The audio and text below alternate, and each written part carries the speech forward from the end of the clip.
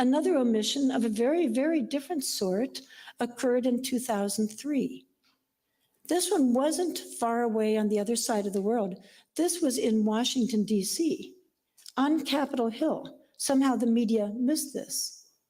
There was a briefing on Capitol Hill on the findings of the Independent Commission on the Israeli attack on the USS Liberty. Chairing that commission was Admiral Thomas Moore, a 4-star admiral. That's pretty high ranking. Also, he had been chairman of the Joint Chiefs of Staff. Also part of the commission was Rear Admiral Merlin Starring. And not just any Rear Admiral, he had been in charge of the whole legal department of the US Navy. Also part of the commission was a Marine general. And not just any Marine general. This was Ray Davis. This man was the highest ranking Congressional Medal of Honor recipient in the United States.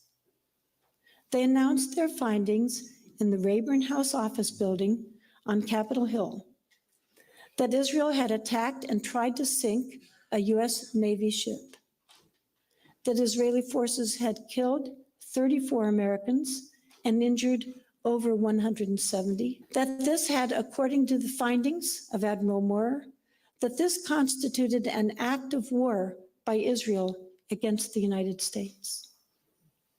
They also announced that rescue flights to these men had been recalled by order of the President of the United States.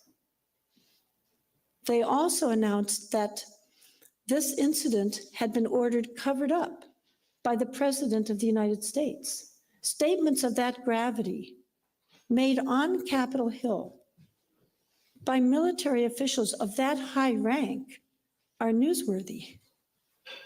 And yet there was nothing about them in the Washington Post, the New York Times, the allegedly patriotic network, Fox News, missed it. About the only place you could read about that is in the Congressional Record. It's all there in detail. And the Stars and Stripes newspaper, the military newspaper overseas, covered it. Let's look at some of the recent Israeli